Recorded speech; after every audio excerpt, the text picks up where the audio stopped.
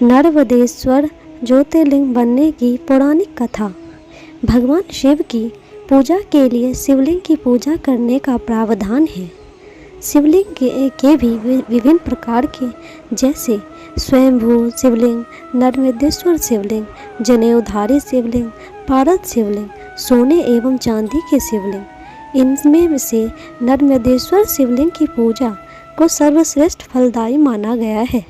नर्मदेश्वर शिवलिंग कैसे बनते हैं और कहाँ मिलते हैं, इस सवाल के जवाब के लिए यह पौराणिक कथा बिल्कुल उपयुक्त है।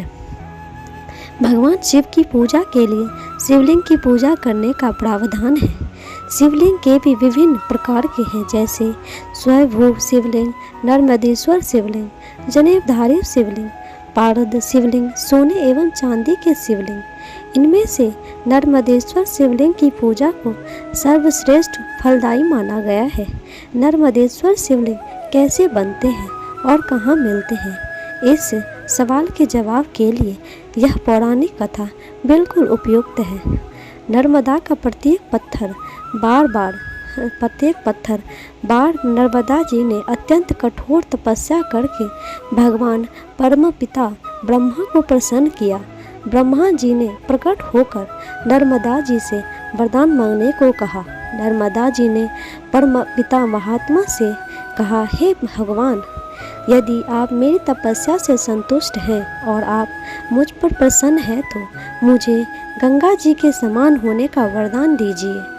नर्मदा जी की बात सुनकर ब्रह्मा जी बोले, अगर कोई अन्य देवता भगवान शिव की बराबरी कर ले अथवा कोई अन्य पुरुष भगवान श्री हरि विष्णु के समान हो जाए तथा कोई दूसरी नारी पार्वती जी के समान कर की बराबरी कर सके तो कोई दूसरी नदी भी गंगा के समान हो सकती है।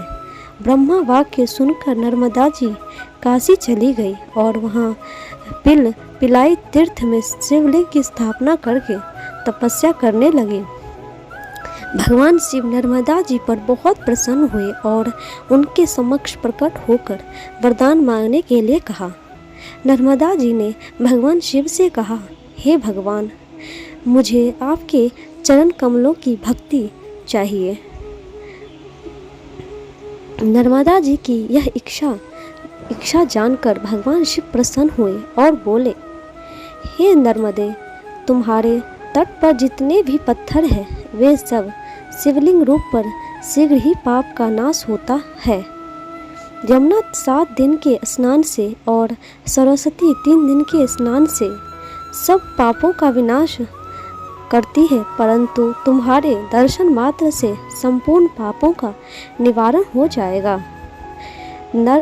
तुमने जिस नर्मदेश्वर शिवलिंग की स्थापना की है वह भविष्य में पुण्य और मोक्ष को प्राप्त करने वाला होगा। और ऐसा कहकर भगवान शिव उसी शिवलिंग में विलीन हो गए। इसीलिए ऐसा माना जाता है कि नर्मदा का हर कंकड़ शिव शंकर है। ऐसे ही प्राकृतिक और स्वभू शिवलिंग में प्रसिद्ध नर्मदेश्वर पवित्र नर्मदा नदी के किनारे पाया जाने वाला ही नर्मदेश्वर शिवलिंग कहलाता है। नर्मदेश्वर शिव का ही एक रूप माना जाता है। इसकी विशेषता यह है कि यह प्राकृतिक रूप से ही बनता है। नर्मदेश्वर शिवलिंग भारत के मध्य प्रदेश एवं गुजरात राज्यों में नर्मदा नदी के तट पर ही जाते हैं। नर्मदा भारत अन्य नदियों से विपरीत पूर्व से पश्चिम की ओर उल्टी दिशाओं में बहती है।